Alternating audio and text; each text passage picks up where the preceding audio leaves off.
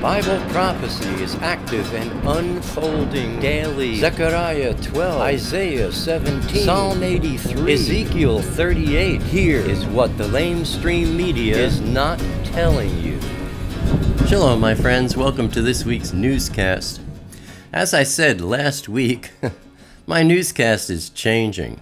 I didn't plan this at all, but due to the very strong upsurge in concerns with what Iran has been doing, I was led to create a new map and background large enough that I can zoom in closer and or move it around. It just seems to me that Bible prophecy is happening now as never before. Iran has Israel surrounded, with Hezbollah troops entrenched in southern Lebanon.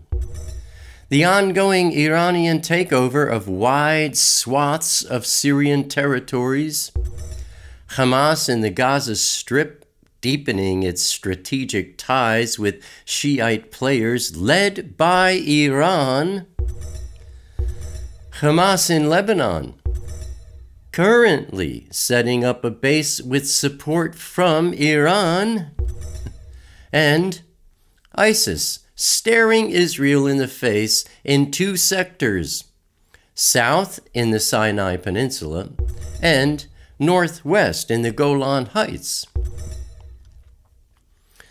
ISIS now has 1,000 operatives in the Syrian Golan Heights equipped with light artillery, mortars, explosive charges, and anti-tank and anti-aircraft missiles. I believe we are seeing the prophecies of Zechariah 12, Isaiah 17, Psalm 83, Ezekiel 38, and others beginning to unfold. Last weekend, the king planet started its journey, leaving the womb of the woman. You might say its head is crowning now. Prophesied as the great sign of Revelation 12, and if you don't know what I'm talking about, you need to watch my 2017 Rapture Update. Just click the link you'll see beneath today's newscast. But that is what this new background map is all about. It is time. World events are shifting in ways never seen before, and Elohim's announcement is being made this very month of September. The great sign of Revelation 12. There are more prophecies in the word of Yahweh covering the upcoming 7-year tribulation period, the time of Jacob's trouble, the 70th week of Daniel, the day of Yahweh's wrath, and the day of the wrath of the Lamb. That is to say, there is more prophesied in the entire word of Yahweh about the time we are now entering than of any other time in all 6,000 years of history.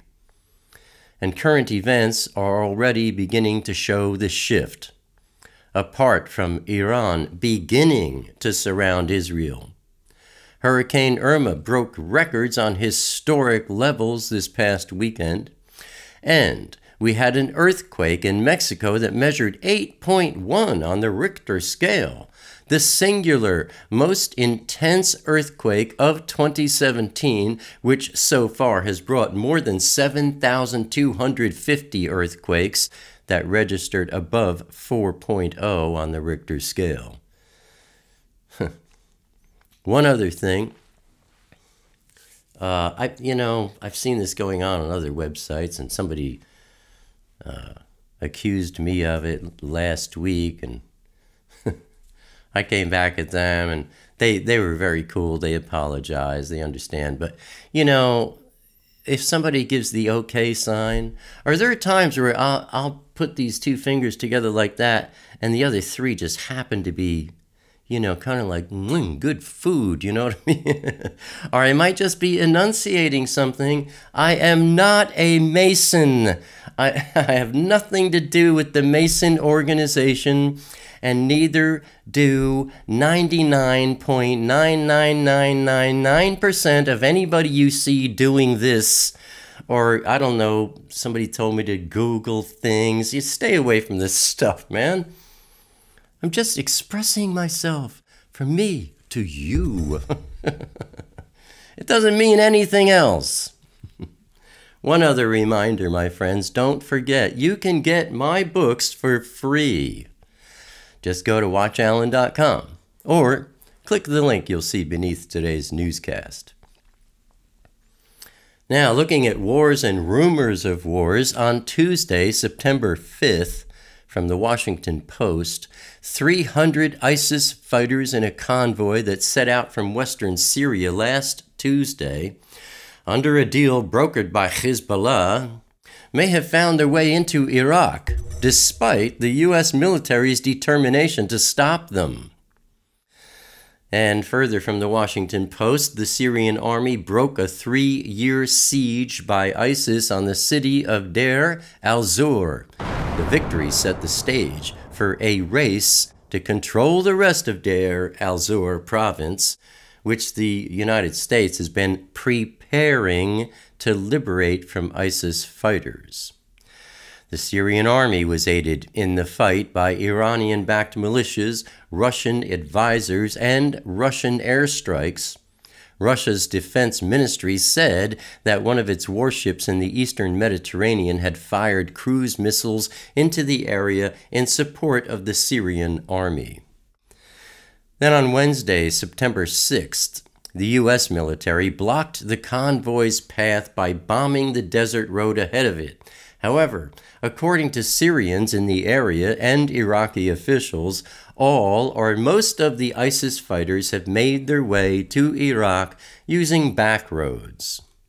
Then on Friday, September 8th, from BAS News, a number of ISIS militants were killed after they were ambushed by Peshmerga in northern Tal Afar, some 65 kilometers west of Mosul. Peshmerga commander Badurkhan Zabari confirmed to BAS News that 6 jihadists were gunned down by the Kurdish forces while they were attempting to escape Tal Afar. The commander also reiterated that the Peshmerga forces are ready to encounter any incident in the area and gun down the escaping jihadists on their way to other territories remaining under the control of ISIS. Then on Monday, September 11th, and note, in 2013, Syria promised to give up its chemical weapons as part of a diplomatic deal with Russia and the United States to avert a planned American strike in response to Assad gassing almost 1,000 of his own citizens to death near Damascus. And now, from Ynet News, Israeli planes carried out a strike on Syria's Scientific Studies and Research Center near the city of Hama, which is responsible for research and development of nuclear, biological, chemical, and missile technology and weapons. Just one day after the UN blamed Syrian forces for a chemical weapons attack in April. It's a very big deal that Syria still had a chemical weapons facility, given that it had earlier promised to give up all those weapons. Promises. Further, the center is a potential site for a planned Iranian precision missile factory to beef up Hezbollah's arsenal, and it was targeted because of concerns that Hezbollah had asked Damascus to hand over the facility to the terror group. Now, while Israel follows a policy of destroying advanced weapon systems designed for Hezbollah, this time Israel may have actually prevented them from being produced in the first place. And from the Times of Israel, the attack sent 3 important messages. 1, Israel will not allow for empowerment and production of strategic arms.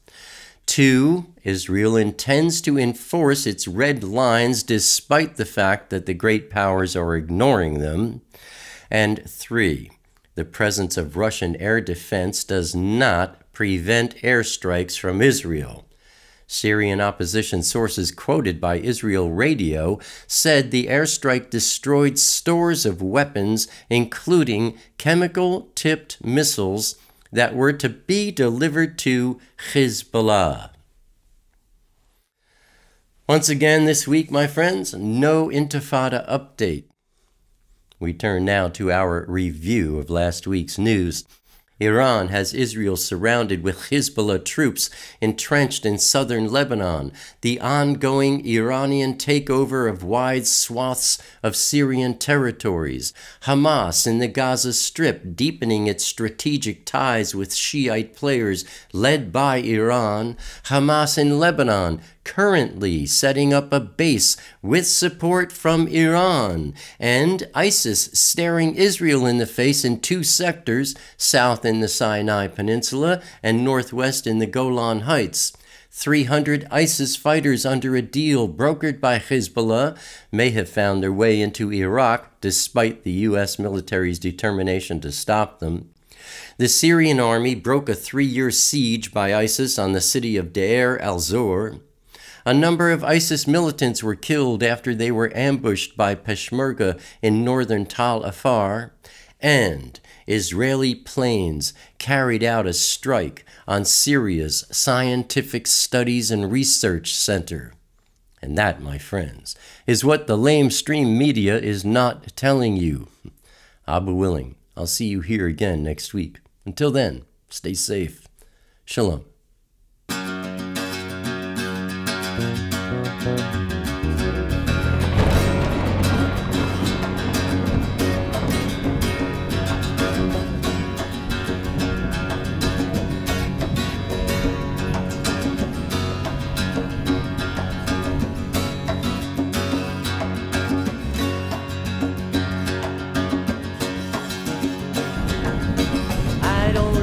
Crowded rooms, I need more space than I consume.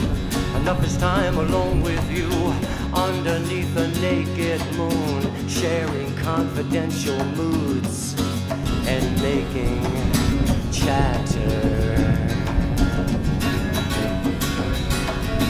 Mockingbird nocturnal sings notations of eternal things, entering the quantum breeze, flying not for want of wings. He lights his gaze on you and me, simply because we matter.